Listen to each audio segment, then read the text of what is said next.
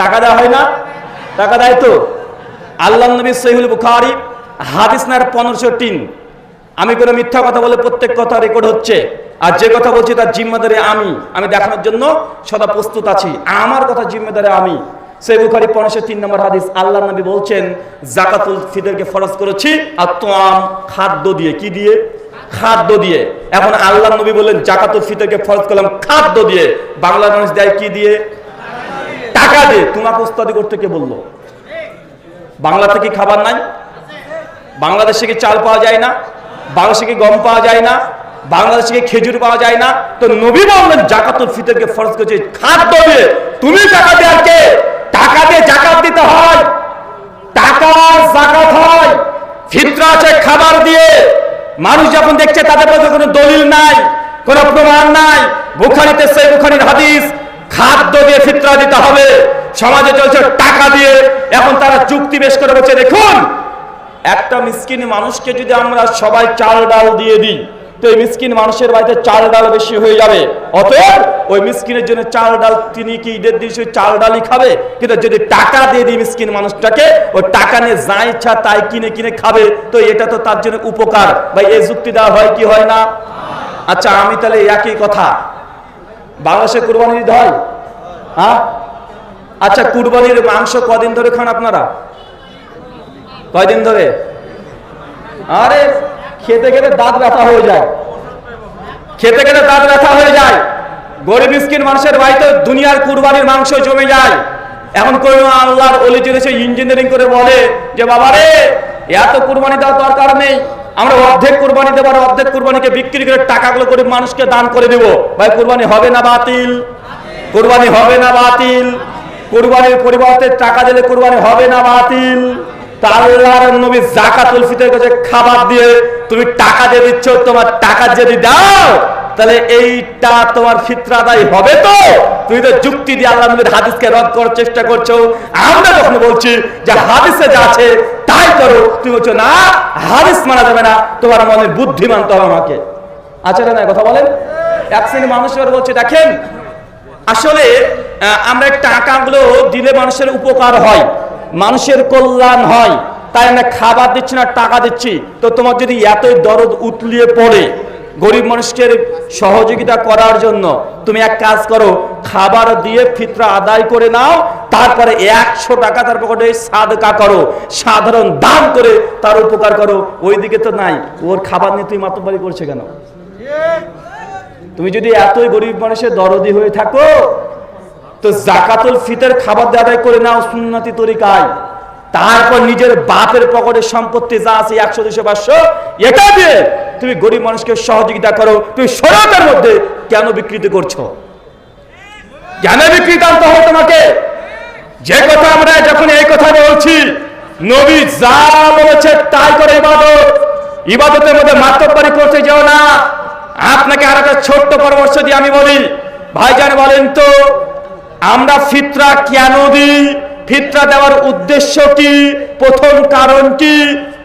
এর উত্তর আছে সুনান আবু দাউদে হাদিস নাম্বার 1615।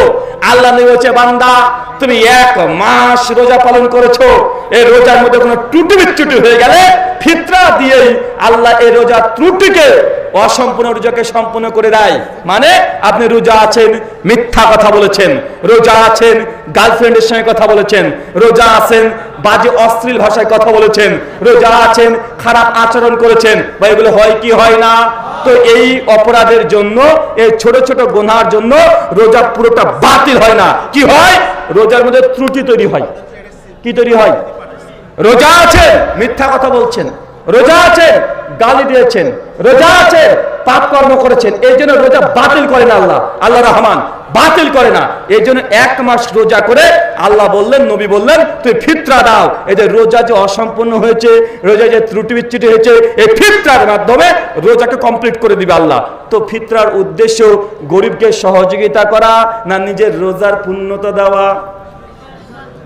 বলেন তো কোনটা মূল উদ্দেশ্য? কোনটা? নিজের রোজাকে অসম্পূর্ণ রোজাকে সম্পূর্ণ করা।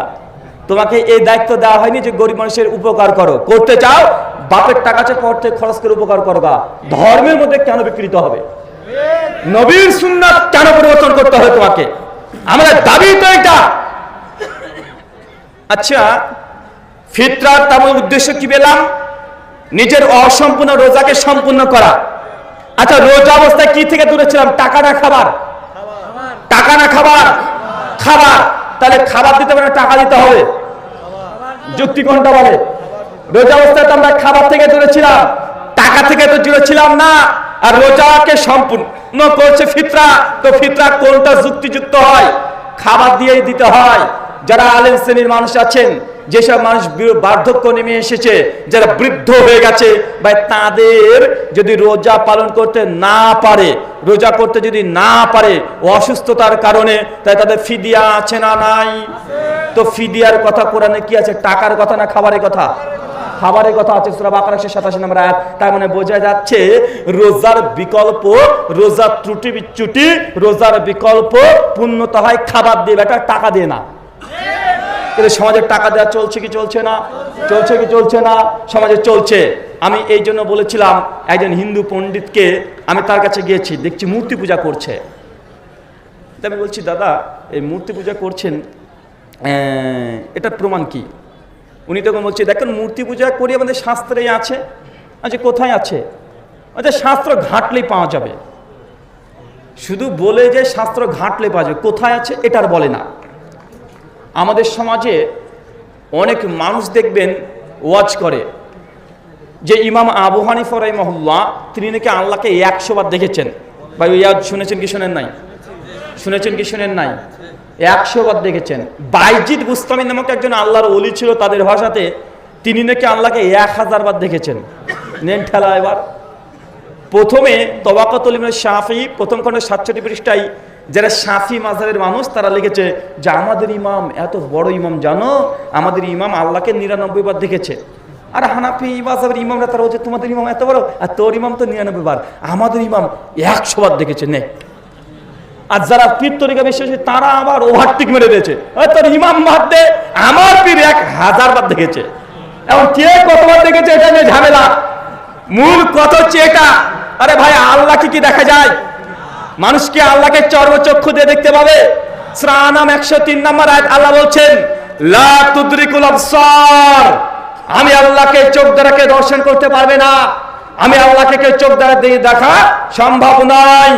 নবী মূসা আলাইহিস সালাম একবার আল্লাহকে দেখতে চাইছিলেন। মূসা বলছে আল্লাহ তোমাকে দেখতে চাই।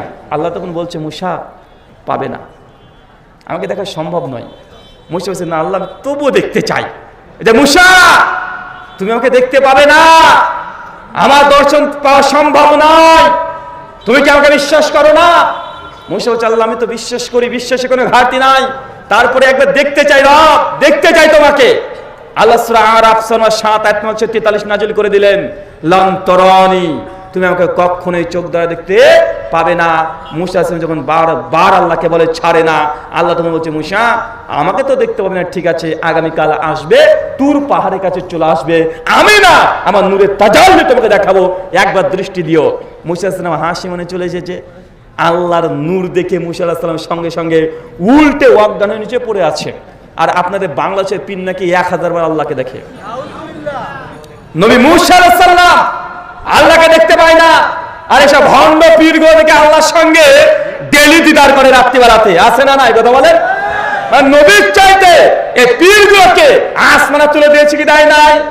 যখন আমরা এইগুলো কোরআন হাদিস দিয়ে মানুষের সামনে দেখিয়ে দিই প্রচলিত ধর্ম আছে কোনটা আর কোরআন সুন্নাহ বলে কি, তখন এক শ্রেণীর মানুষের সামনে আমাদের বিরোধিতা করতে শুরু করে দেয়, আছে না নাই? আছে। একইভাবে আপনি জেনে রাখেন, যদি কোনো মুসলমান শুধু নয়, যদি কোনো হিন্দু দাদারাও যদি দাবি করে, হিন্দুরাও যদি দাবি করে যে আমি ভগবানকে দেখেছি, আমি ঈশ্বরকে দেখেছি, আমি পরমাত্মাকে দেখেছি, জেনে রাখবেন এই হিন্দু দাদাটা মিথ্যা কথা বলছে। চাই ঠাকুর হোক আর চাই মৌলবি হোক, যেই বলবে আমি আল্লাহকে দেখেছি, দুজনই মিথ্যাবাদী। কথা কি বুঝতে পারছেন? কোন হিন্দু পণ্ডিত যদি বলে আমি আল্লাহকে দেখেছি, আল্লাহকে দেখা সম্ভব, অথবা হিন্দু দাদারা বলে আমি আমাদের ভগবান ঈশ্বরকে দেখেছি, পরমাত্মাকে দেখেছি, জেনে রাখবেন হিন্দু ধর্মগ্রন্থ অনুযায়ীও ঈশ্বরকে দেখা সম্ভব নয়, আল্লাহকে দেখা সম্ভব নয়। চলেন একটা মন্ত্র পাঠ করি, মন্ত্রটি আছে কেন উপনিষদ অধ্যায় 1 শ্লোক নাম্বার 5 আর 6। আমার দিকে, কোন দিকে? এদিকে তাকান। কেন উপনিষদ অধ্যায় 1 মন্ত্র নাম্বার 5 আর 6 পরিষ্কার ভাবে বলছে। কি বলছেন? মন্ত্র দেখেন, বলছে এন্না মানুষেন মানুতে হুনা মহুরমাতাম তাদেব ব্রহ্মাত্মাম বিদ্দিনে দাঙ্গে দিতাম উপাসিতে এনা চক্ষত পশ্যতি এনা চক্ষত শিপাশ্যতি তাদেব ব্রহ্মাত্মাম বিদ্দিনে দাঙ্গে দিতাম উপাসিতে। স্বয়ং হিন্দু ধর্মমত বলছেন এন্না মানুষেন মানুতে ইহুনা মহুরমাতাম তাদেব ব্রহ্মাত্মাম বিদ্দিনে দাঙ্গে দিতাম উপাসিতে। যে ব্যক্তি বলবে আমি স্রষ্টা ঈশ্বরকে এই চোখ দ্বারা দেখেছি, সে ঈশ্বরকে দেখে নাই। কারণ যে দাবি করবে ঈশ্বরকে দেখেছি, সে ঈশ্বর না। কিন্তু হিন্দুরাও বলে ঈশ্বরকে দেখা যায়, হুজুরে পীরে কেবলা এরা বলছে আল্লাহকে নাকি তারা দেখেছে। অথচ আল্লাহর নবী বলছেন পরিষ্কার ভাবে, আমাদের বলছেন ওমান হাদাসাকা আন্না মুহাম্মদ সাল্লাল্লাহু আলাইহি ওয়াসাল্লাম রাই রাব্বাহু ফাকাদ কাযাব।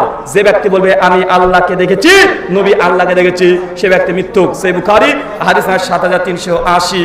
ওয়া মা